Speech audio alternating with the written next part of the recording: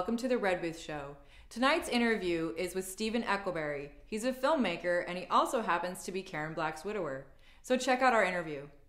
Miss Connie White. Well, I like to go to Memphis, but I don't know the way. Hey, sir. What are you doing? You know, I'm kind of a freak myself. They're looking for you too, you know. I just went out to get some cigarettes. You don't know anything, do you? About what? About love? I was sitting right here with a temperature of 101, and they took off their clothes and went at it right there on the rug. You're a real hell of a good person for putting up with me, that's all. Just find me dead one time. Just kill me. Listen, sweetheart, don't give me any of your crap. You look like shit when you walked in here, and if you look like shit when you leave, it's because of your face. Not what I do to your hair. I don't believe this. Hey, Holland! I'm leaving. Holland! I'm leaving. Stephen, thanks so much for coming on the show. Sure. I've been wanting to have you on, especially, there's been so much happening recently, and, Yeah. very sorry to hear about the passing of Karen. Well, it's been a while. It's been a year. I know. I think you got for the first 3 months, you got to say, hey, listen, I'm sorry. But after, when it gets close to a year, you could who were you married to? And then, oh, didn't she die? Yeah, she died last year. Anyway. I still have people that are hearing about it. I know. I handle Karen's Facebook site, and I get these messages. Hey, Karen, I really loved you in 5 Easy Pieces, and I write back, Karen died last year, and then you get, oh, I'm so sorry. They feel all bad. Oh my god. Oh my god. It must be so strange having to people don't know how to obviously deal with something like that sometimes. Even right. just how to talk to you. I don't know. I know what you mean. What I feel is you just be direct about it and honest. And I think what makes somebody dying the worst thing is having a whole bunch of sympathy. I mean, you just drown in sympathy. Oh, I'm so sorry. And you felt great. And then somebody says, I'm so sorry about your wife died. And you feel this heavy, this sympathy thing. And you're it makes it worse. So well, I try not to get down into that, Mm-hmm. I mean, it's been almost a year, and it's, every once in a while I'll think about Karen, but mostly my feeling is that wherever Karen is, she's not grieving. She's doing her next thing, whatever you believe in, but that's for sure that she's knowing her, she's a very enthusiastic, excited person. She's doing that. Yeah. She's not sitting around saying, oh, wow, I miss everybody. No, she's on the next thing. Well, I was lucky enough to attend the funeral, and I thought that it was really amazing because everyone was so... It wasn't just, one of your typical funerals where everyone's just crying and stuff. It's they were celebrating her life, and the montage that you, I know, put together for her and all of her amazing career was just... That definitely made everyone cry, but almost from just being so touched. You know what I mean? Yeah. The memorial, Karen and I were memorial snobs. I mean, we used to go to memorials and I go, oh wow, that sucks. And then, we were but there was a memorial for this this director that she had worked with way back in the late '80s. Jack, what was his name? Anyway, Jack Sterrett. And Jack Sterrett was in the original motorcycle movies. He was this wild guy, and everybody got up and told drinking stories about him, and it was laughed. It was fun, and both Karen and I thought that was so cool. So I wanted to do the best memorial ever. And by the way, I'm sure you're gonna have the link. It's a Vimeo link. It's open. Anybody can see it.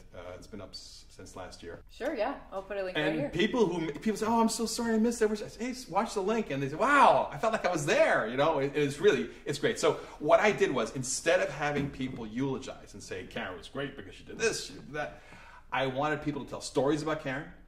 And we had Elliot Gould. And then the other thing I did is that people perform Karen's work, because what people don't know about Karen is that she was a writer, and she wrote songs. And Alan Cumming did this awesome version of her song, Too Big to Cry. Too Fat to Get Down, about somebody who has a breakup and then eats too much, you know. And it's a hilarious song, and so he did that. Yeah. And there was another song that she had done with Cass McCombs, and we pulled the track from the recording studio and with the isolated track without the music, and the only person who was listening, it was like the drummer was listening for the click tracks. He could hear the beats. And everybody else was hearing Karen, and they would follow the drummer. And so it was a live performance to a pre-recorded. That was amazing. Yeah. It was like she was there. I mean, Yeah. It was really intense and beautiful. Yeah, that was great. So that, I got to say, I'm very proud of, because I think the memorial kicked ass. Everybody loved it. Jack Nicholson showed up secretly in the balcony, and that was nice. Sent us some nice flowers, and you know. So it was a good thing. It was a really good thing. It was amazing. Because, Yeah. I mean, the life that she lived was so inspiring, you know, and being there was inspiring, just to even see sort of like a summary of all of it. Yeah. You know, and I just have to say that, you know, I'm sorry that you guys had to deal with cancer, because it's really seems to me to be an epidemic. And so many people that I know of have gotten cancer, or I hear of people who fought cancer. Some people have died from cancer, and it just seems to be so prevalent. I don't know what's causing it to increase so much, but I know you guys definitely went through a lot, and I just wanted to say something about that because of all the people out there right now that are struggling with cancer. Yeah, it is. I don't think anybody. There's very few people that don't know somebody that has cancer. Yeah. It's got to be our modern life. Our food, stuff in the air, we are not eating, and we're not living as healthy as we used to be, and our bodies aren't quite set up for it. It just basically a breakdown of the immune system. The body at some point just gives up and goes crazy. The parts of the body go crazy. So, yeah, and there are natural cures out there. I researched a bunch of them, and... Did you guys try to pursue that? Yeah, actually we did. There was, right at the end, and it was just too late. We found a guy in Hungary that was doing this amazing treatment, and that seemed to be really working in conjunction with other treatments. And he was doing clinical trials, and is this the oxygen baths? Yeah, they're oxygen baths, and basically I've actually heard of that because I have a close family friend that's just gone out to actually do that. So that's amazing. But we met with a doctor. He came out to LA and he said, "Look, I'm not a miracle. This is not it's not a miracle cure. It works under certain circumstances, along with other stuff." Right. I mean, he's a doctor and he did a lot of research, and the stuff is there, and it works with chemo. He's not like against other doctors, and that's important to note. But Karen was just too sick, and that's why we raised money on. We did a whole GoFundMe campaign to raise money to get Karen over there, and then we raised money, but it was just too late. But thank God we did, because the real problem with cancer is there's no money. We had insurance, okay? We had good insurance, but it didn't cover all the other expenses. You just go through everything. All your money's gone, taking care of somebody with cancer. And even if you get long-term care insurance, that doesn't work until the very end. It is just a messed up deal. And so it made me think that, when people are saving up for their retirement, that's not really what you're saving up for. You should be saving up for in case you get sick, because it's going to clean you out. It really sucks. And we have to take a quick commercial break. I really wanted to put a deck on my house. The floor was creaking and there were cracks in the wall. I had them put in walls in my basement. Well, the whole thing was done on time, on budget, and not a day of work was missed. Alpha Structural is a top-rate company. I'd recommend them to anybody. If you live in a hillside home and gravity is pulling you towards the edge of the cliff, I recommend you call Alpha. It was a real pleasure to work with Alpha. And welcome back. We first found out in November 2010, I decided to film her whole cancer experience. Mm-hmm. And part of the reason I did it was because Karen was very comfortable with a camera. And if we were filming it, it couldn't be that serious because it was just a movie. You see what I'm saying? Yeah. So it made her feel like at home almost. Right? Exactly. So you still had so many. How many movies did she even do? How many in her entire life? and if you include TV shows and stuff, we're talking 200. I mean, a lot of stuff. She worked a lot. She loved working. As a matter of fact, she would take jobs just because she liked the job. She wouldn't think of career choices. Oh, I shouldn't do this movie because, you know. So she made a bunch of bad career choices. But from her point of view, they were great career choices because for her, it was all about the work, the kind of character she could do.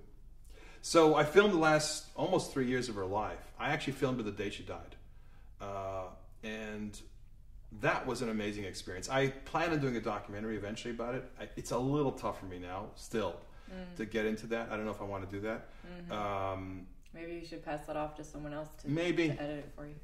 Maybe I'll do that, yeah. And I have like hundreds of hours of footage, and then we're starting to do interviews.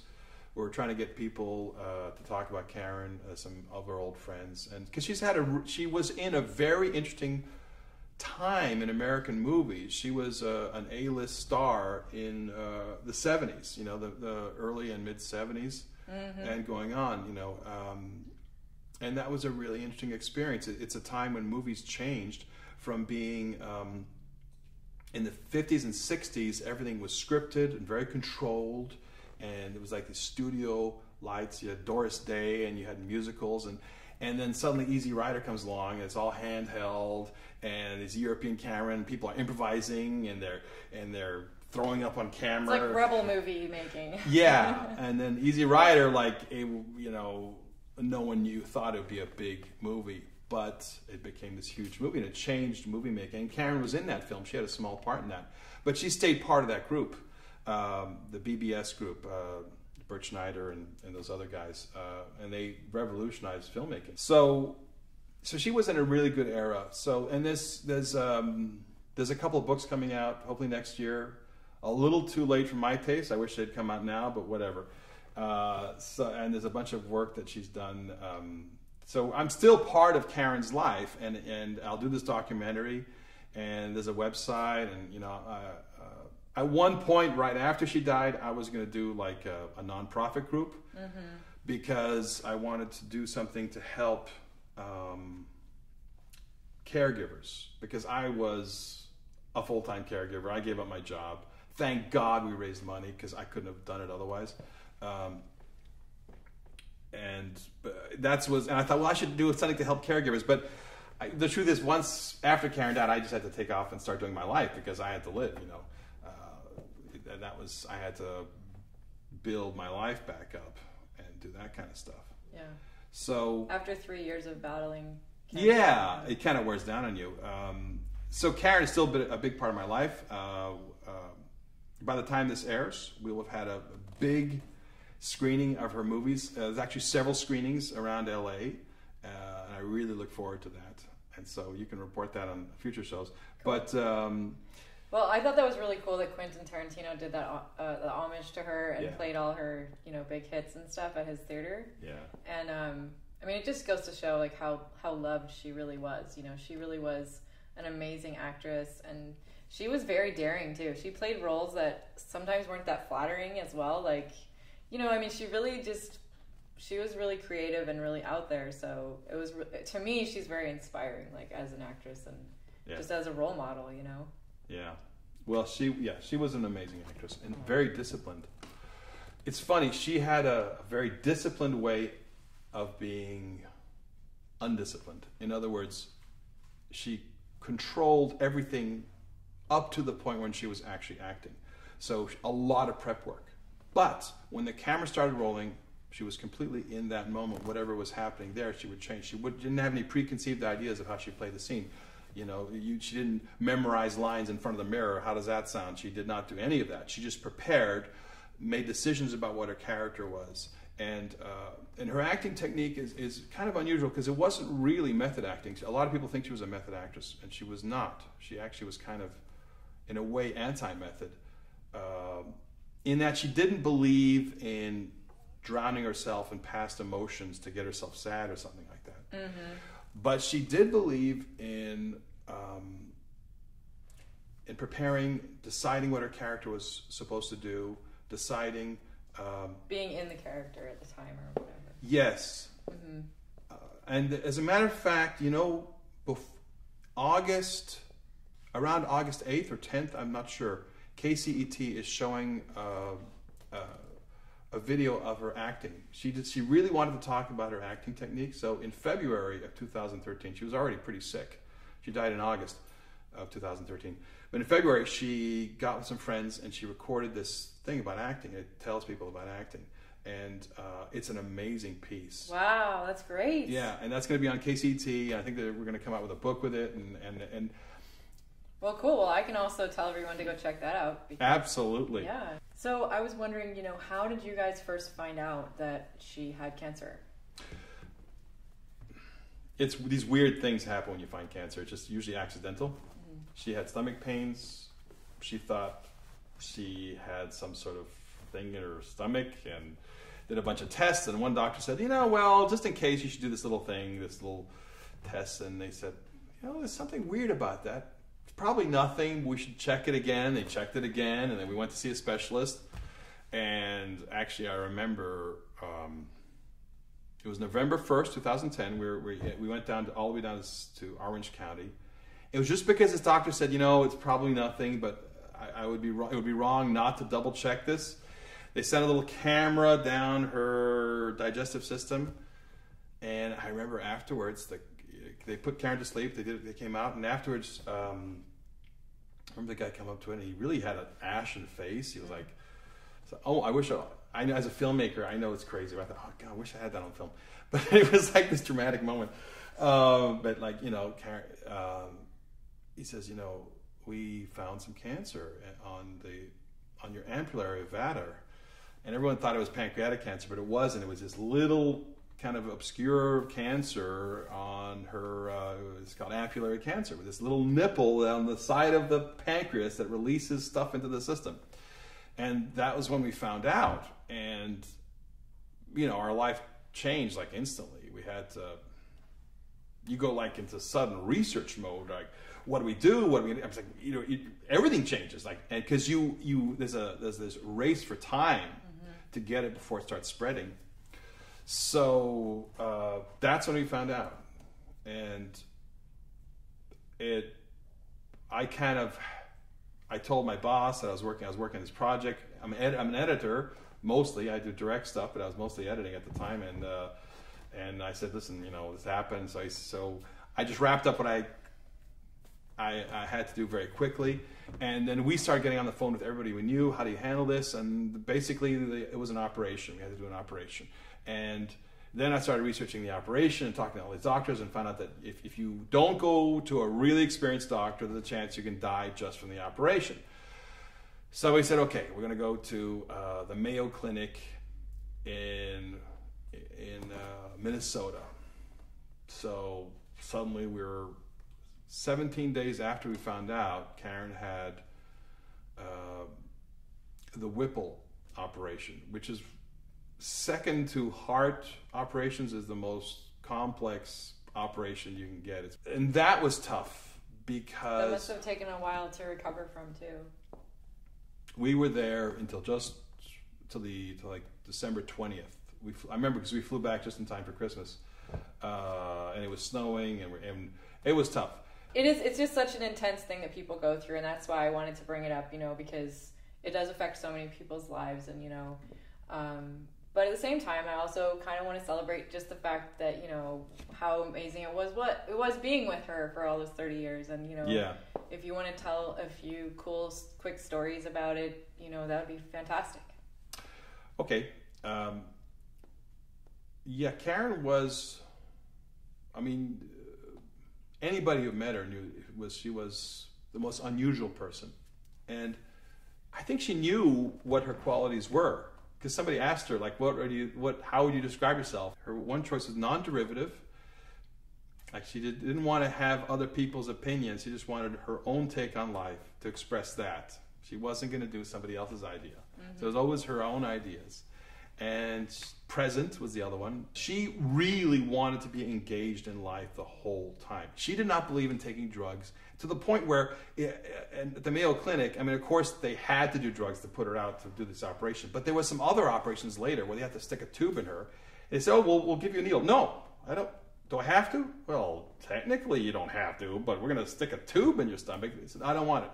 So she watched while they cut a hole in her stomach and they stuck a tube in with no drugs.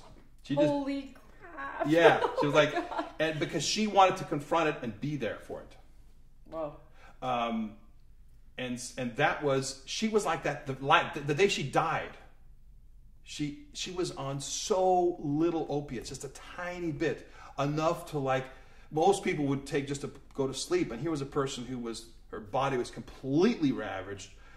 I mean, really in bad shape. And she wanted to engage, herself in whatever she was doing. And she could barely breathe.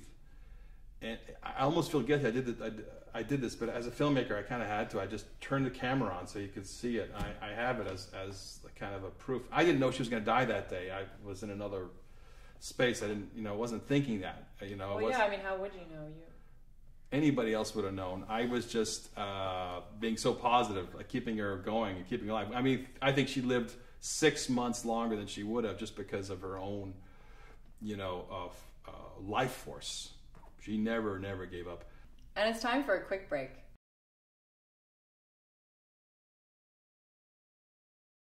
All motorcycle lovers out there, Glendale Harley-Davidson is where dreams and machines come together with the best stock of Harleys in Los Angeles. Glendale Harley-Davidson is a 21st century Harley dealer with a deep sense of history and culture. From our vintage motorcycle museum and amazing staff to our new model lineup, come be a part of American history. Check us out at GlendaleHarley.com for the latest events and specials. Glendale Harley, home of the Love Ride, the largest one-day motorcycle charity event in the world. Welcome back to the show. So what have you been doing now? Since her passing. I know you are a filmmaker, you're a director, and you have a production company that you're also a part of. So I thought we should also talk about what you're working on now. Well, I direct movies and I produce movies. And I also edit movies. I spend a lot of time editing movies because, frankly, that's my first love, and I keep going back to it. The last movie I edited was this movie with John Voight. It was a Dracula movie. Oh, really? Yeah, it's out. But I had to kind of stop halfway, and a friend of mine, Bobby Ferretti, who's a brilliant editor, he finished it and he did a great job. But they gave me co-editor credit, which I appreciate. Cool. It did very well. But now I've been doing commercials for the last year, and now I'm doing 2 projects at once, which is kind of crazy. I'm writing and directing a documentary about fracking. Oh, wow. Yeah, and there are these people, my brothers are involved in a company, have built this company where they have ways of making the fracking process safer for the environment, and so it investigates ways to handle the environmental problems and handle the other problems that have to do with fracking, because it's like this thing that's happening in our lives. Fracking's happening everywhere. Yeah, it's just, I've seen some of the documentaries on it, and it's pretty disturbing. Pretty concerning, for sure. It is, and so they have technology that really fixes it. But what you actually don't know is that fracking is happening, for example, in Long Beach. Right now, they are fracking 24/7 under the water. They're doing that. So you don't even know about that. You mean in the ocean? They go down below the ocean, and the bedrock below the ocean, and the fracking is going on. So it's stuff that's happening, and there are some good things to it. It gets us off of foreign oil. It makes us domestic. It keeps the oil cheap. It keeps our consumer-driven, polluting lifestyle going. I'm kind of kidding, but there's some advantages to it. But you have to be environmentally conscious about it. So it explores both sides of the question in this documentary. But while I was doing that, I got a call from this producer that I've worked with for years, this old friend of mine. He said, I really want you to edit this feature. I said, no, I can't do any feature. Please do this feature. And when I read the subject, it really got to me. I had to do it. So I'm splitting my time between doing this documentary about fracking and editing a movie about Nellie Bly.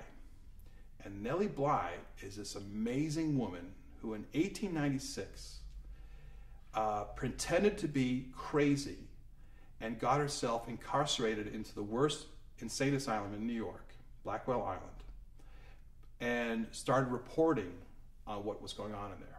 Oh my God. And she did a bunch of articles and a book, and it was a huge deal at the time. It was called 10 Days in the Madhouse. 10 Days in a Madhouse. And I'm editing the movie 10 Days in a Madhouse right now, and it's like a recreation of her experience, basically.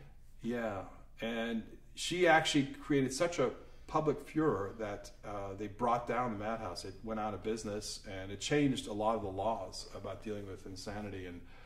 But it's intense.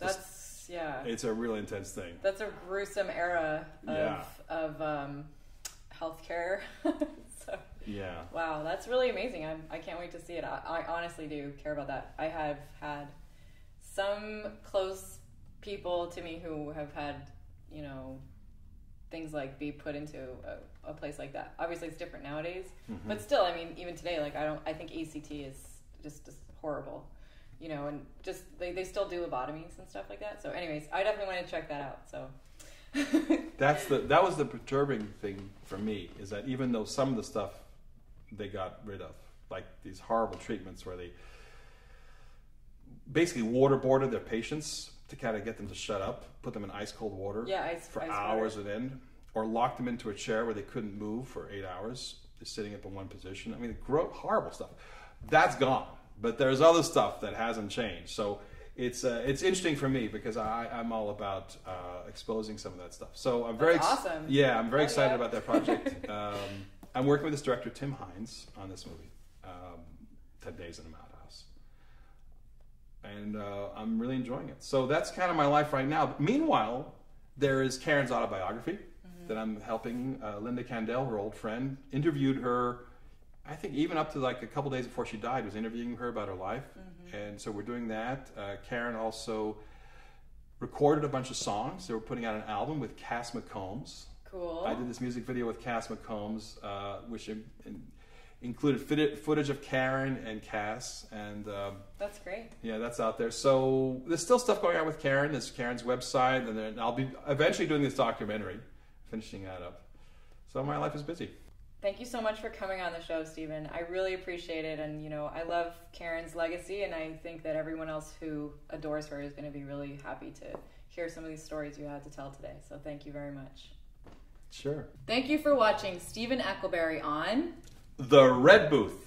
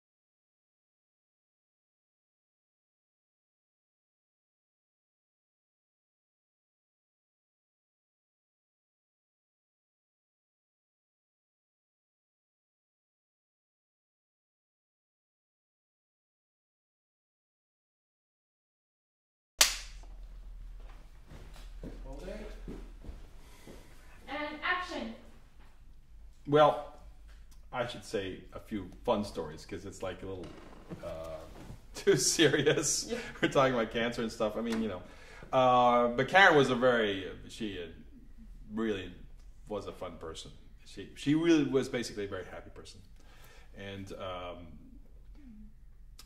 she would leave the longest messages. And she was famous for her messages. She would it's very rare that she would leave a message that didn't go on into a second message where she had to call back and continue. They're like these mini novels. Like what sort of stuff would she say? She would say, oh, and I gotta say that I went to the farmer's market and there were these peaches. Oh my God, you can't believe the taste of these peaches. And she would, this beautiful literary description of these peaches. And then she would go on to something else, and then she'd talk about all kinds of things. And as a matter of fact, a friend of ours actually made a book. He took a year of her recordings and turned them into this book. It's hilarious. I wish I'd brought it with me. Oh my gosh, what's it called? She hasn't printed it. It's like only for among our friends. Yeah. But we should definitely put it out there. Oh, definitely. There's no question. I got to get Russell. There's no question. You got to put out that book. That's right. And they're just hilarious. And Karen was alive when the book came out, and people would come over, and she said, read it for me. And they would read her messages doing their impressions of Karen, and that she loved that. As a matter of fact, it was funny, Karen loved having people do impressions of her. Most people hate that. They feel insulted, but she thought it was the funniest thing. That's so cool. Yeah.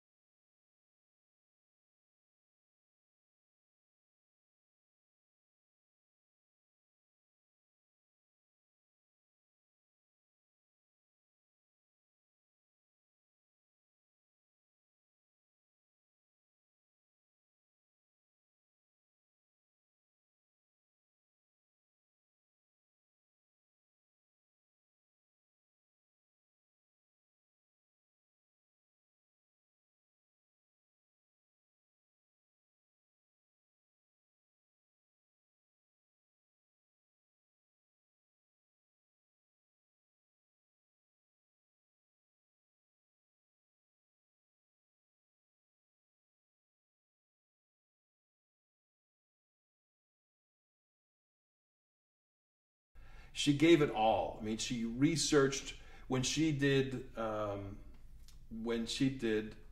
Back to the Five and Dime Jimmy Dean, which she said was her hardest role that she ever did in her life. She had to play a transsexual.